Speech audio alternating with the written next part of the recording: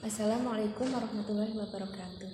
Perkenalkan, nama saya Alvina Asana, NIM 21 dari kelas 5A Tadris IPA, akan menjelaskan penggunaan lab virtual materi gelombang. Sebelum menjelaskan penggunaan lab virtual, saya jelaskan terlebih dahulu mengenai pengertian lab virtual.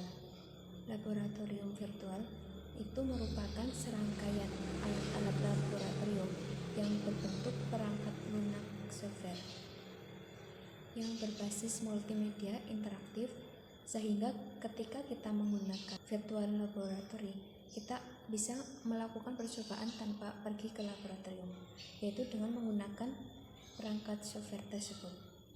Salah satu aplikasi virtual laboratorium itu PET. Pada kali ini kita akan melakukan percobaan yaitu dengan laboratorium virtual menggunakan aplikasi PET. Percobaan ini merupakan cara virtual dengan cara online. Cara pertama untuk melakukan percobaan secara virtual dengan masuk ke web aplikasi PET online.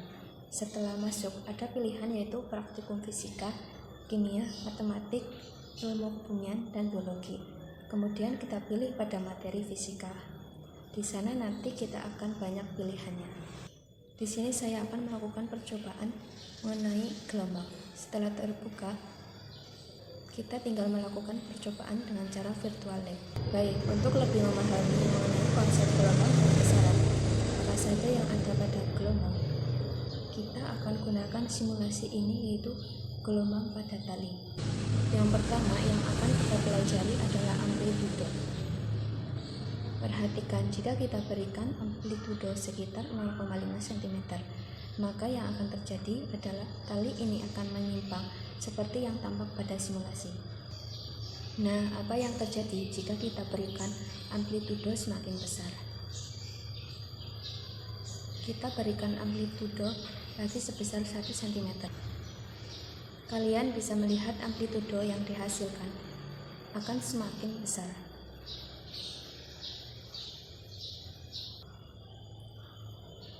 Amplitudo itu merupakan simpangan terjauh yang diukur dari titik keseimbangan. Ini merupakan titik atau garis keseimbangan dari gelombang transversal, atau bisa juga kita ukur jaraknya dari puncak ke titik keseimbangan. Selanjutnya, ukur menggunakan penggaris 1 cm sama. Kemudian dapat juga diukur melalui dasar gelombang yang diukur dari dasar gelombang ke titik atau garis keseimbangan. Nah, jadi amplitudo itu menentukan simpangan terjauh. Berikutnya kita akan memahami konsep dari frekuensi. Frekuensi itu sendiri sama seperti frekuensi getaran, yaitu jumlah gelombang yang terjadi dalam 1 detik. Jika diberikan frekuensi lebih dari 0,38, perhatikan peristiwa yang terjadi. Jumlah gelombang yang dihasilkan dalam 1 detik akan semakin banyak. Itu artinya frekuensi gelombang ini semakin besar. Jika frekuensi yang diberikan semakin besar, maka jumlah gelombang yang dihasilkan dalam 1 detik pun akan semakin besar. Pada konsep gelombang, kalian harus memahami arti dari satu gelombang.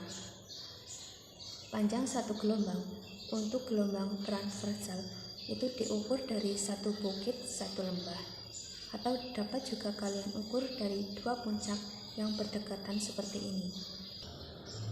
Selanjutnya, gunakan penggaris untuk mengukur jarak dari 2 puncak yang berdekatan. Jarak dari puncak yang berdekatan bernilai 3,8 cm. Itu artinya panjang gelombang atau lambda sebesar 3,8 cm. Selanjutnya kita akan menghitung panjang gelombang yang diperbesar frekuensinya menjadi 1,5 Hz. Kita akan mengukur kembali besarnya panjang gelombang yang dihasilkan. Selanjutnya kita akan menghitung panjang gelombang yang diperbesar frekuensinya menjadi 1,25 Hz. Kita akan ukur kembali besarnya panjang gelombang yang dihasilkan. Panjang gelombang yang dihasilkan sebesar 1 cm. Artinya jika frekuensi diperbesar, maka panjang gelombang yang dihasilkan akan semakin kecil. Jadi hubungan antara frekuensi dengan panjang gelombang adalah berbanding terbalik. Pada gelombang terdapat besaran cepat rambat gelombang. Cepat rambat gelombang dapat dihitung melalui perkalian antara frekuensi dan panjang gelombang, atau V sama dengan F dikalikan lambda jika frekuensinya 1,25 dan lambda atau panjang gelombangnya sekitar 1 cm. Jadi cepat rambat gelombangnya sebesar 1,25 dikalikan 1 cm, hasilnya 1,25 cm per sekon. Jika yang diberikan frekuensinya lebih kecil, maka cepat rambat yang dihasilkan akan semakin kecil. Jadi dapat disimpulkan bahwa cepat rambat gelombang dan frekuensi berbanding lurus. Sekian penjelasan mengenai penggunaan lab virtual materi gelombang. Wassalamualaikum warahmatullahi wabarakatuh.